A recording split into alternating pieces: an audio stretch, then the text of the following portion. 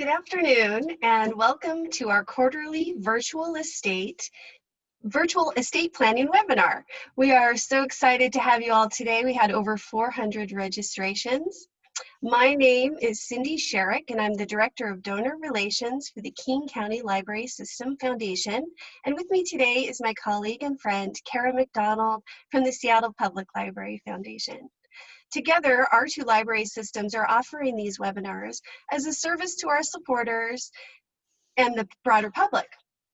We've been collaborating for more than 3 years now, and this is just one example of how our two library systems often work together to increase the public's access to free library programs. Thank you, Cindy. Both of our libraries have had to learn the art of Zoom events over the past 8 months, and we're still learning. We held a practice session last week to work with this technology, so hopefully things will proceed smoothly, but we appreciate your patience in case anything comes up. I'm going to run through a few items of note for today's webinar. First of all, everyone is muted and all cameras are off, other than our panelists, to limit background noise and distraction. We have interpreters joining us today, along with a captioner providing assistance for anyone who might need it. Many thanks to the patron who wrote in to ask for these services. If you'd like to turn on your closed captions, it's as simple as a click of the closed captions button, which should be at the bottom of your screen. At the end of our presentation, we'll have time for Q&A, and our moderators will pose those questions on your behalf. To ask a question at any point, please use the Q&A button at the bottom of your screen, or it might be at the top if you're using an iPhone or an iPad, and we'll get to as many questions as we can during the live Q&A at the end. You'll also see a chat function, which our staff will moderate, so if you run into any technical difficulties, use the chat feature to get assistance. If there are any questions that you have that don't get answered during today's session, you'll find contact information for our speakers, as well as for Cindy and me at the end of our presentation. We're happy to connect with you one-on-one after this to answer any additional questions you might have. Both of our foundations support library programs beyond what public funding alone supports. And even though our physical spaces are closed right now, our libraries continue to serve the public from a distance. Our foundations are working hard to keep these virtual services going. We're helping fund virtual library cards that give people immediate access to our collections. We're funding expanded ebook collections to keep people connected to the books that they love. We're supporting services to help job seekers and small business owners. And both of our libraries have special programs to serve older adults, which is a growing part of our work. And the library aims to serve all people at every stage of their life. And since this is a planned giving seminar, it is worth noting that some of the most generous and transformational gifts come to us in the form of bequests.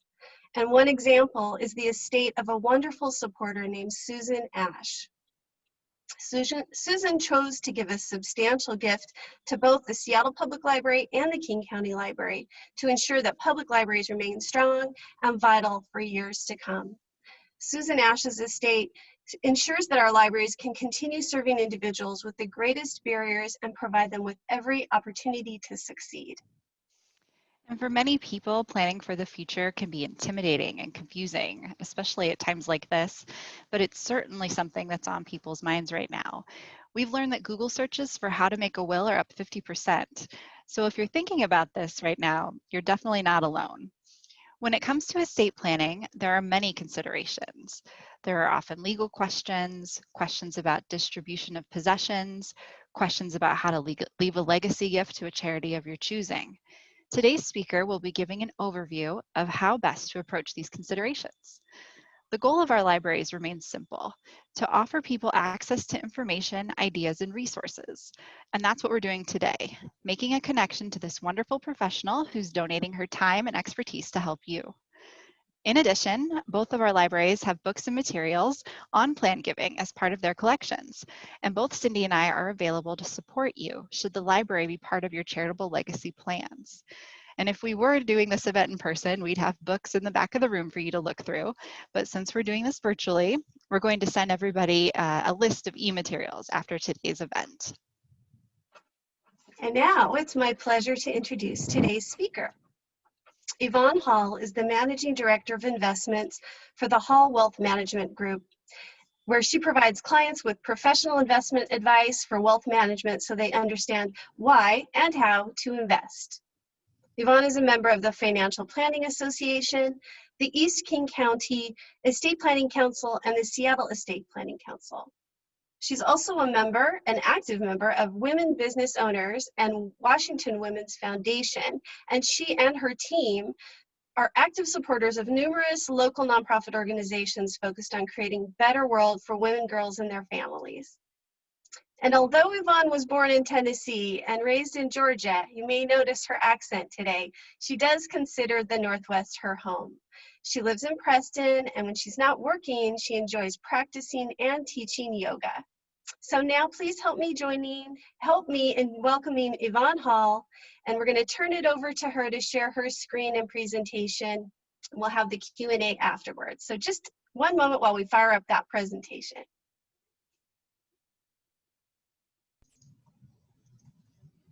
Good afternoon, everyone. I am Yvonne, and I am so happy to be here with you on behalf of the library.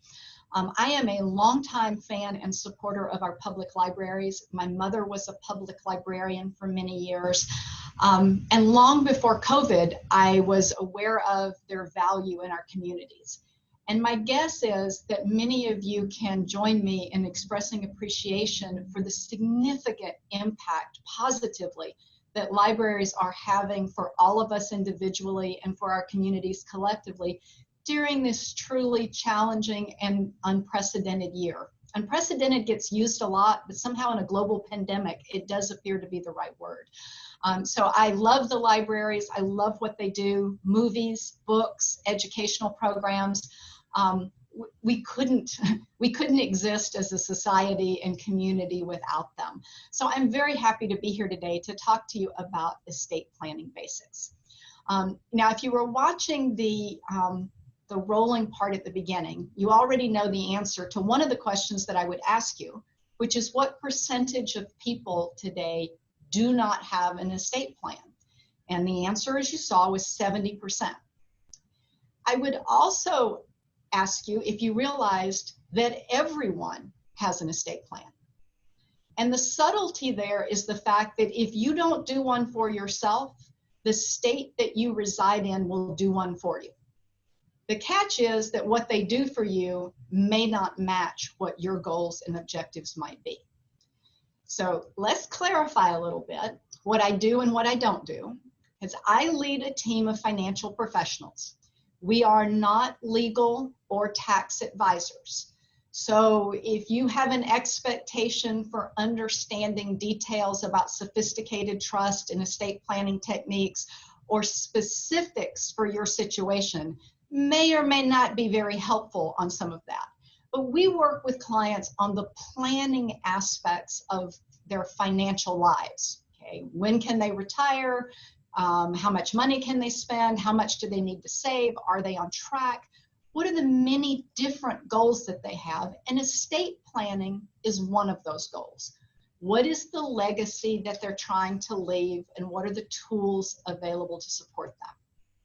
So I want to start by just giving you an example of how things can go wrong. And from there, we'll move to talk about some of the basic documents and things that everyone needs to know about. So here's an example, and these are hypothetical, but they're not really, because I've seen these more than once. So a marriage ends in divorce. The person gets remarried and has 2 children with their spouse from their second marriage. And they update their estate planning documents. They have updated wills, but they didn't review their beneficiary designations, and they end up inadvertently leaving almost $1 million to their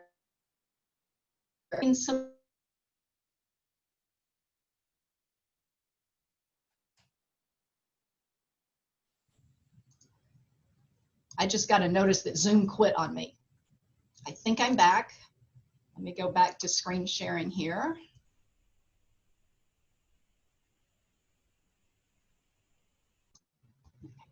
Now, I says it's usually not the intention to leave that large a bequest to your previous spouse.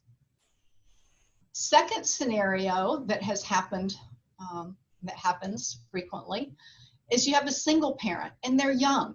Maybe they're healthy. They've got a young child, 3-year-old in daycare. They've got career and parenting responsibilities. And the question is, what happens to my child? If I'm not able to care for them, who will? And so it becomes very important to lay out specifics, because the state plan to answer those questions may definitely not match what your personal preferences and priorities will be. So what we're going to cover just in the next half hour or so is basics, 5 basic estate planning documents that everyone should need to know about, and 4 of them that everyone should have. Then we'll talk about, once you have those documents, what are the key people that make up your village that help you execute those documents. And then we'll talk about how important it is to make sure that your asset titling and your beneficiary designations are kept current, because they integrate with those documents to make sure that your total plan comes together. So the first thing that you have to ask yourself before we even talk about these documents is, what am I trying to do? Okay? If Alice in Wonderland quote, if you don't know where you're trying to go, any road will get you there. So the kinds of things that our clients typically think about are things like, okay, I've got multiple children and they're in very different situations in life. One might be special needs, one might have won the lottery. You know, am I trying to treat them equally, or am I trying to treat them equitably? Many people are involved in charitable activities and philanthropy during their lifetime. And it may become very important to say, well, I want to continue that support through my bequest, through my estate planning, and there's many different ways to do that. So it's important to have conversations. It could be with yourself, could also be with your family members, depending on whether you're married and who else is involved. But what am I trying to do with my estate plan? When I no longer need my assets for my own well-being, who do I want to benefit from them, and how do I want to structure that? And there's different tax implications from the types of assets that you own that may also factor into which assets are most appropriate for which bequest. And that's the kind of planning and considerations that we have conversations with our clients about. So here are the 5 documents, not keeping you in suspense here. My guess is that you've heard of every one of these. You have a will, you have a durable power of attorney, you have a power of attorney for healthcare, you have a living will or a healthcare directive, and you may have a revocable living trust. The will takes care of things after you're gone. The other 4 in some ways may be more important because they affect the quality of your life while you're still alive. So just keeping that in mind as you look at these documents.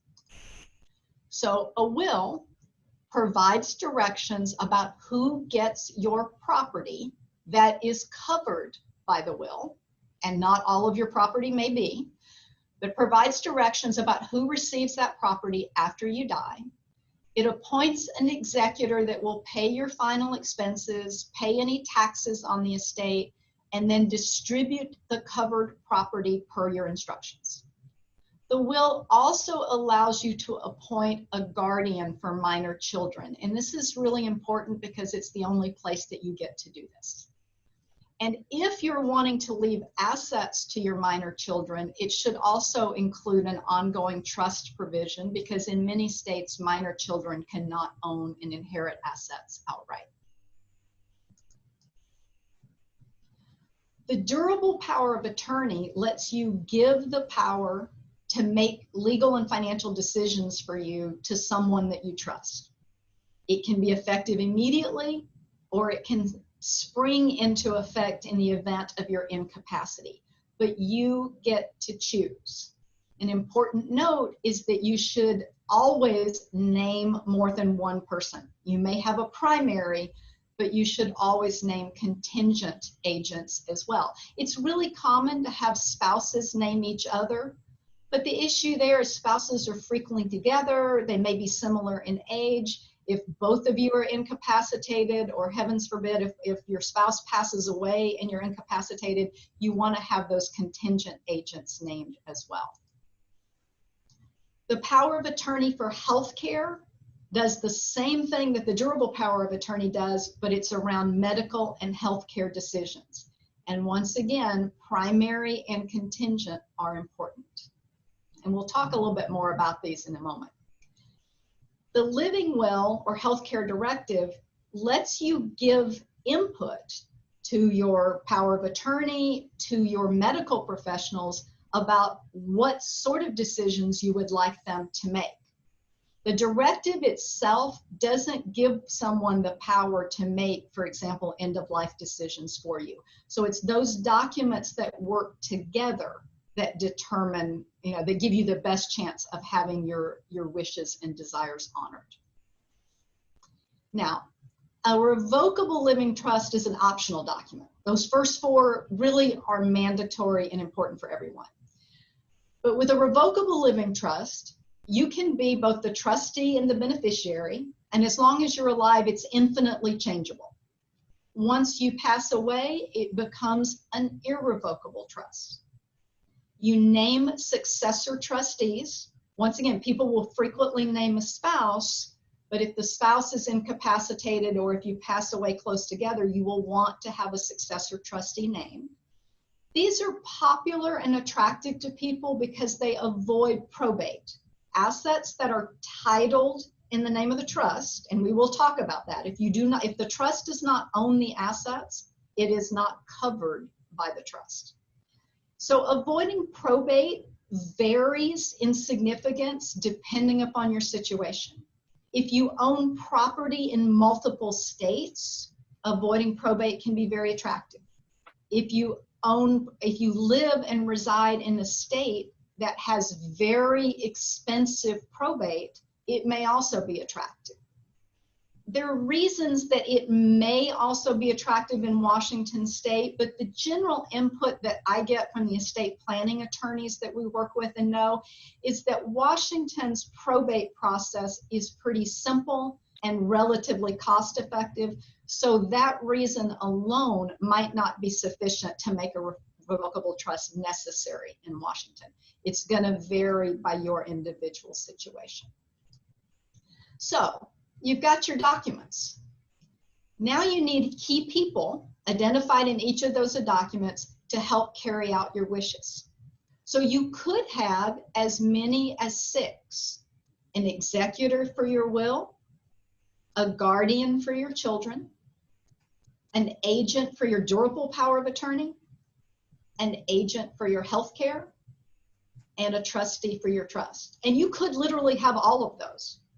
They could be 5 different people, or you could possibly have one person in all 5 roles. The number one most important rule here is whoever you name should never be surprised to find themselves in your documents. Okay? Number one, you must communicate. There's some reasons that these might be different, and we'll take a look at their responsibilities. So the executor carries out the instructions in your will, and they only control the property that's subject to probate. Executors, also called personal representatives in some states, but they handle elements covered under your will. The guardian gets personal custody of your minor child or children.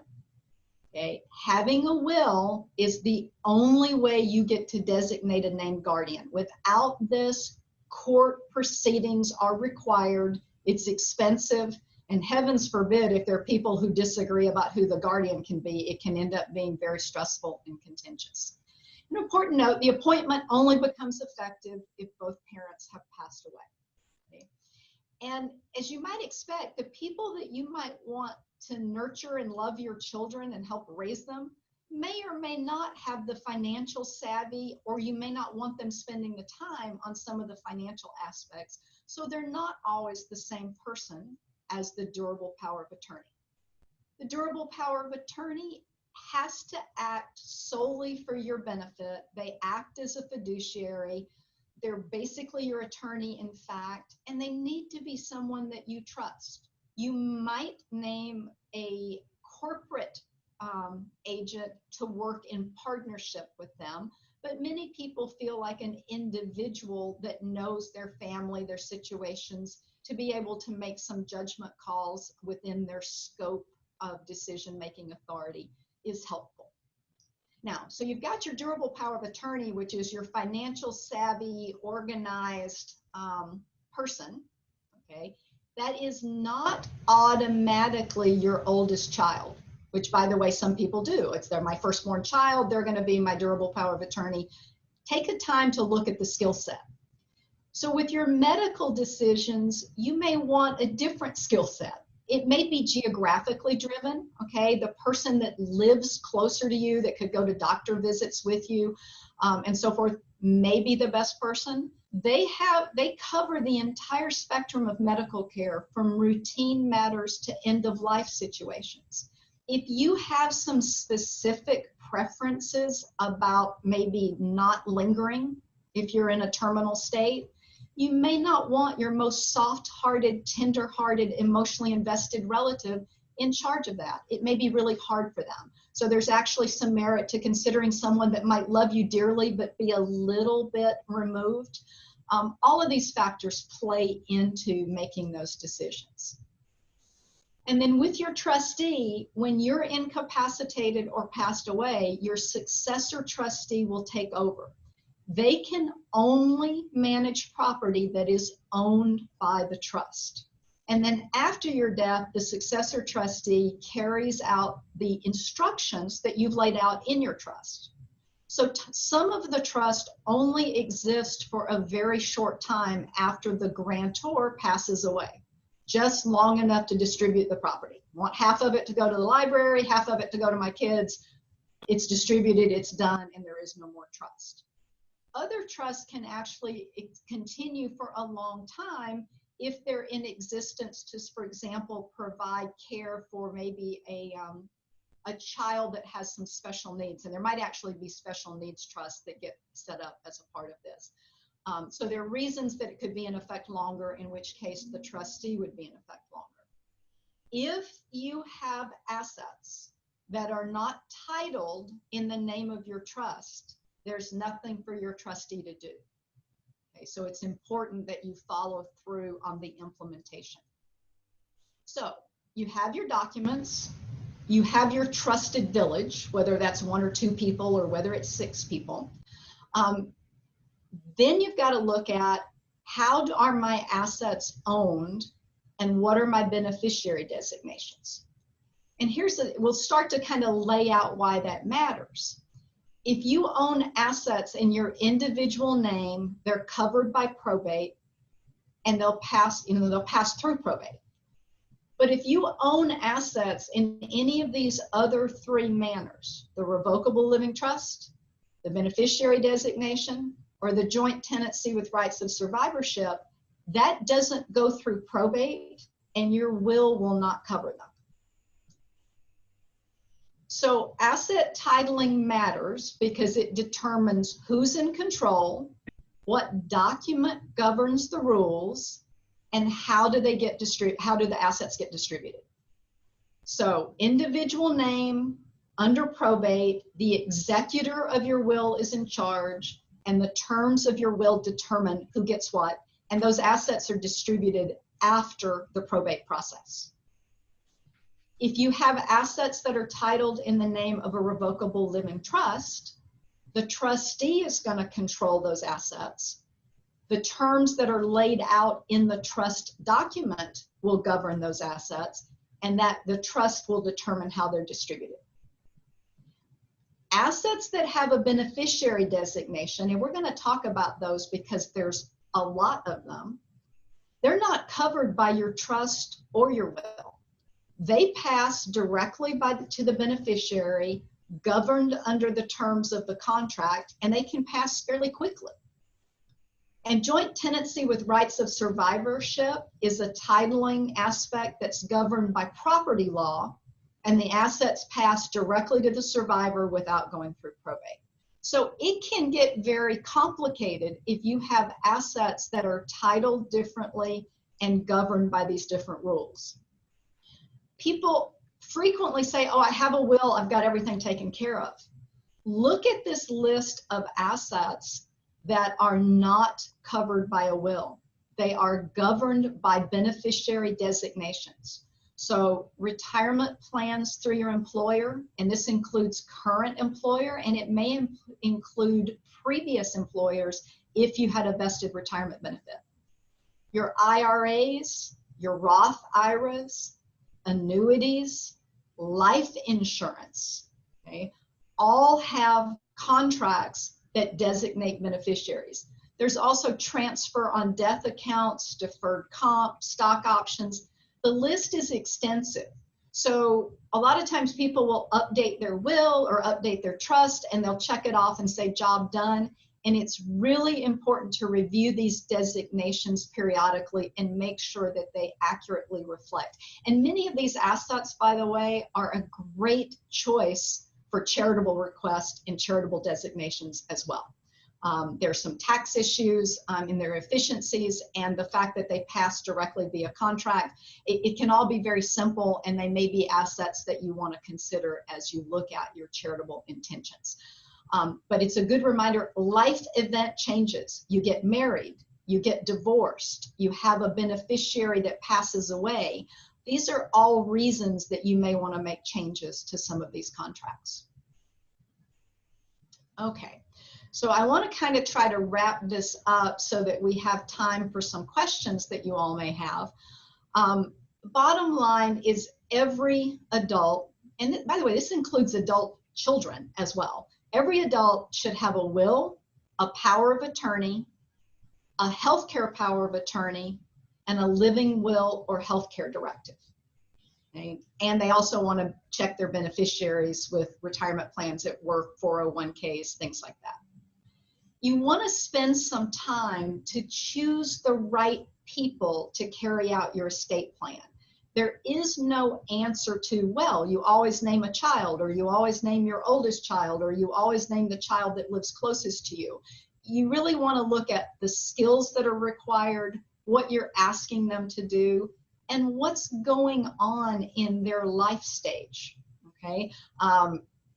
There's reasons you might change the designations at different points. If you've got a child that you would normally be your executor and they're in the midst of dealing with a spouse that has cancer, it might not be the right time. The bandwidth might not be there to do something that they could ordinarily do well. So there are reasons that you may want to make changes periodically based on life events to who your people are.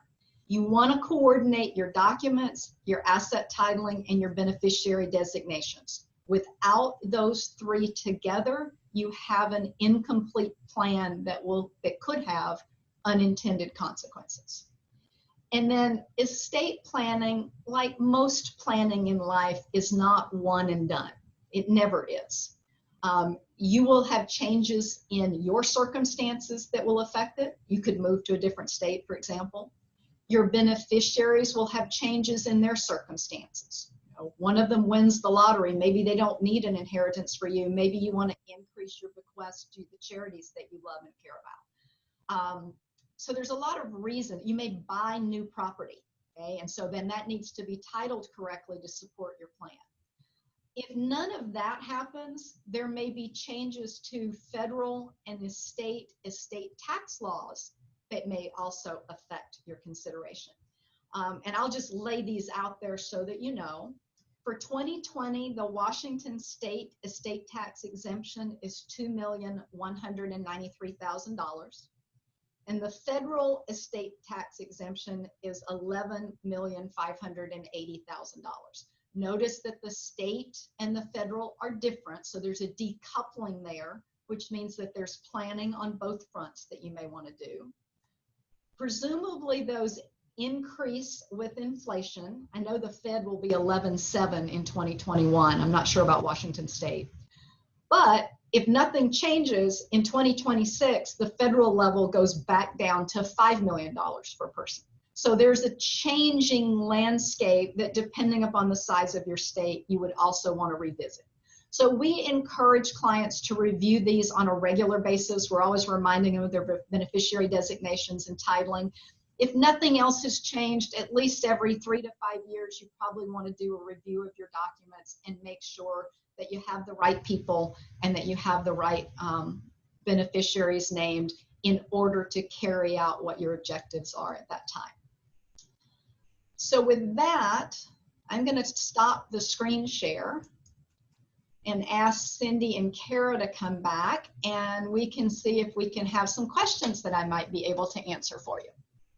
Great. Thank you, Yvonne. That was a lot of wonderful information, and we have been getting a lot of great questions. We also had a lot of questions come in before this webinar started, so I'm going to ask Cindy to get us started with one of those early bird questions. That's right. Thank you, Yvonne. That was so exciting and interesting. And we do have a lot of questions from our participants. So thank you all for those.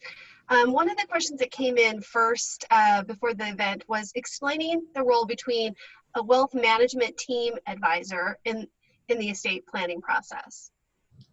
Wonderful. And I appreciate that question, because there's definitely roles for different experts. All right. So estate planning attorneys are going to be the ones to implement the plan. They know the state law, and they know the documents, and they know the wording and the rules.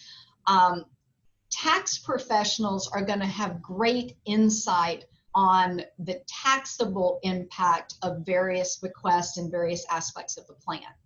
Where we get involved as financial planners and wealth managers is the why. What are you trying to accomplish? We help people with their goals and objectives. And some of those are goals during their lifetime, but they're also goals around their legacy. And so we get questions like, how much can I afford to give the library this year and not impact my retirement goals? Okay, and I mean, that's a legitimate question. We help them model those things. How much can I give away in my lifetime? We help them model the expectation of, okay, if everything goes on track, then here's your estate.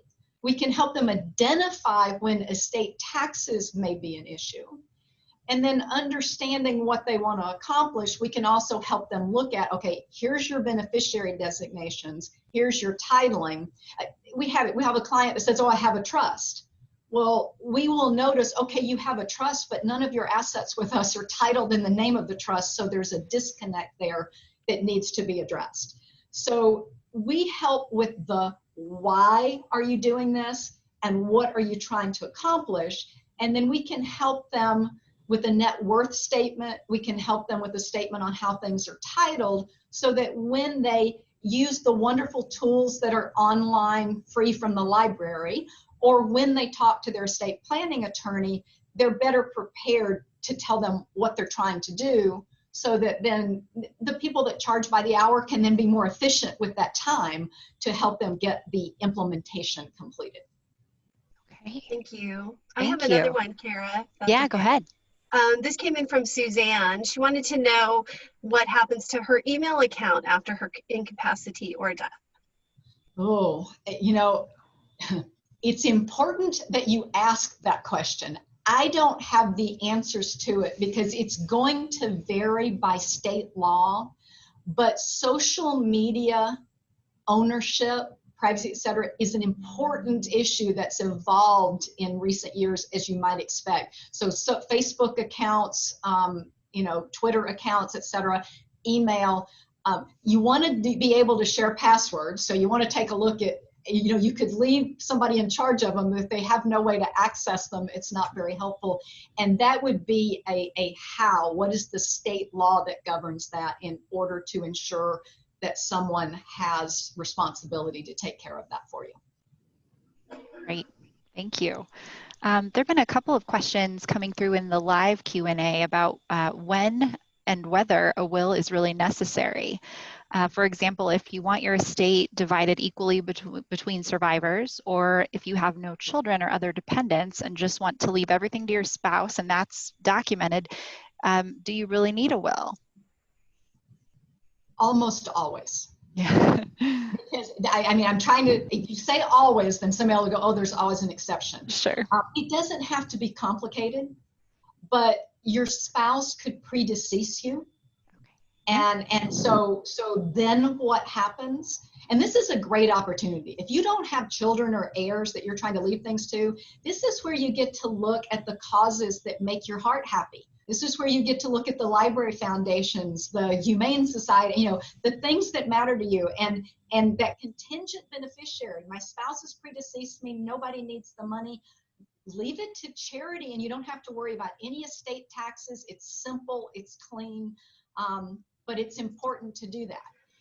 Even if you want everybody equitably, so there's a pecking order in states, and it's not always the same in each state. So there's spouse, there's children, there's parents, and then there's other relatives. And I mean, the state hierarchy can get into nieces or nephews or relatives that you may not even know. They certainly may not be part of your, you know, estate plan.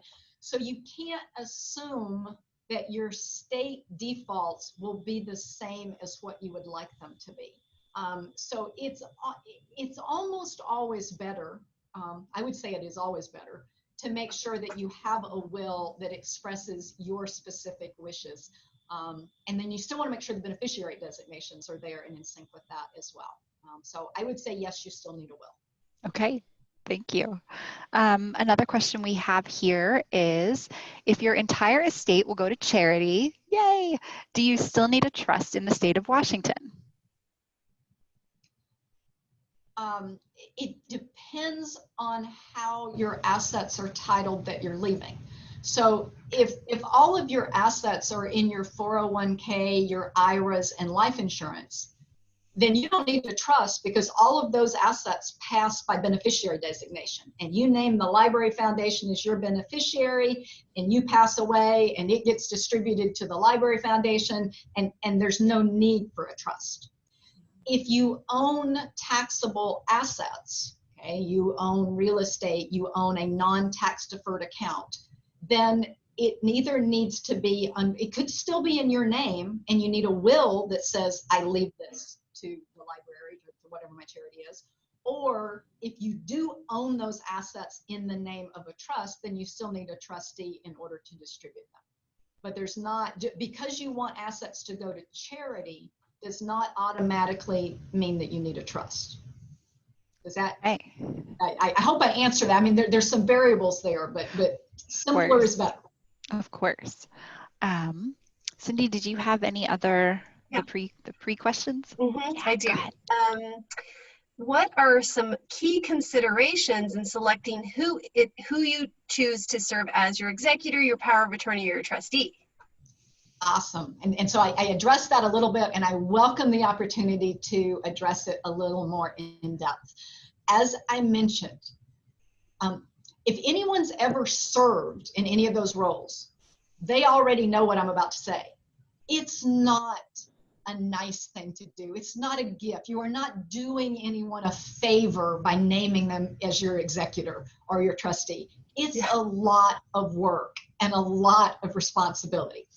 And it should never, ever be a surprise. I mean, there's nothing worse than having somebody find out, oh, mom named me as the executor, and you've never talked with them about their documents, what you want, any of those things. So the number one thing is it needs to be somebody you've talked to, and they need to have agreed to serve in the role, always. You've got to look at what are the expectations of that role. And I see it a lot where, well, obviously my oldest child is going to be my executor. Does your oldest child actually have the skills that lend themselves to serving in that role well? And by the way, if you're a really tight family, that person might be emotionally devastated, which even if they're excellent with finances, it might not be the best time. Okay, if you've ever dealt with grief, there's a period there where you're not as sharp as you might be. So there's reasons that people might name a corporate trustee in partnership with an individual. You know, you may have one child that is the obvious, you know, maybe you have a child that's an estate planning attorney. Good choice, you know, kind of thing. So different scenarios play out there. Same thing happens on the healthcare, the medical side. So spouse, you name each other. My husband knows me. He and I know each other. We know what we would do. But he's older than I am. You know, he might be incapacitated. He might pass away first. We name contingents for contingents. Okay, so our daughter's the contingent from there. But we do a lot of things together. Heavens forbid we could be in an accident together. Okay. So we actually went and kind of queried the nieces and nephews, because it's like, I want somebody that will do what I want, which is not somebody that's going to get caught up in the emotion of it. And, oh no, I can't possibly say it's time to say goodbye. I want somebody that's willing to say goodbye.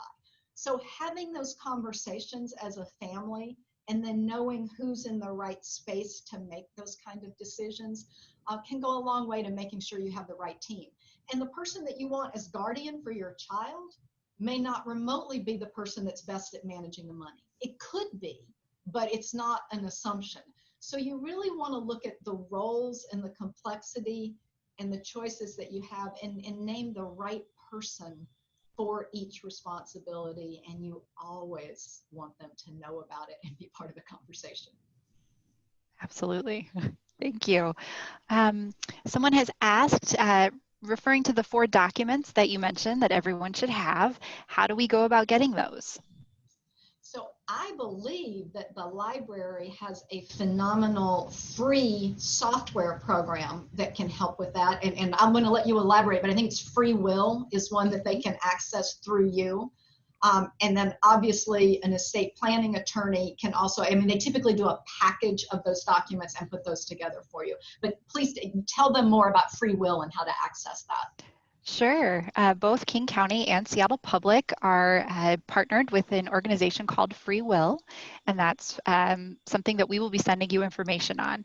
And really, it's a step-by-step process that will help you create a basic document, a free will, essentially, and then if things get more complicated as you work through that process, you can print it out and take it to an estate planning attorney or to someone who can help you and help make other recommendations on how you can truly make that a legal document. And again, we'll send more information on that after this. So Cindy, did you have any more of the questions that you could ask? Yep, I do. Thank you. Yeah, sure. Tom wanted to know, what are some of the trade-offs in gifting during your life versus after death? Excellent question. Gifting is fun. It's good. So the plus to doing it during your lifetime is you get to enjoy that gift. If it's to a charity, a cause that you care about, you get to engage with their mission. You get to feel that sense of connection and purpose. If it's gifting to your kids, your family, you get to see them enjoy it. You get to participate with it. The tricky part is balancing, how much can I afford to give before it may potentially impact my own financial well-being? And that's something that we help clients model all the time. We have modeling tools to kind of put some guardrails around, okay, up to this amount is comfortable, you can do it every year. If you get more than that, then something else might have to trade off with it. Gifting after you pass away, you have the peace of mind of knowing that you're not going to need those assets anymore. You and your family have been taken care of, so it truly is free to gift those. And it allows you to know that your commitment and care for the organizations that you care about will continue after you pass away. You're being able to leave a meaningful legacy to those organizations. And also a legacy to your family. If you want to name your children and so forth, you get to have that impact, but you're not around to see it. So for a lot of our clients, it's a balance between those two. I think for a lot of people that we work with, if they realistically could gift it all while they were alive and die with nothing left in the bank, that's good. I mean, they fulfilled what they want to do. The trick is none of us know when our expiration date is. And so we've got to have some latitude for reserves, which means that you may die with assets that are left, and then being able to designate those to the organizations that you care about and the individuals that you care about is an important part of estate planning. But my answer is do both. Okay. Got it. And in the same way that you so generously plugged the library, someone has asked if your company handles creating those essential documents. We do not create documents. Okay. We create financial plans. Okay, so we work with people on the planning process, but we always refer out to professionals that are part of the tax and legal team in order to implement those documents, to put the documents in place. Okay, thank you. And it does seem like a lot of the questions we're getting might be geared toward more of an attorney versus a financial planner. And we are coming up on time here in a minute. So Cindy, did you have any other questions from the preloaded ones, or? I guess I have one question that would be a good ending question. Sure. And that is, what are the most common mistakes that you see people making in the area of estate planning? What's the most important thing that we should avoid as we start this process? It's a complicated area and there's a lot of room for mistakes. Okay, so the first mistake is assuming that you always have time. As you all pointed out in the very beginning, 70% of adults do not have an active estate plan. Actually don't have any estate plan, let alone the people that have them that are out of date. So, and we tend to assume we're young, we're healthy, we'll get around to it later, and life throws unexpected things our way.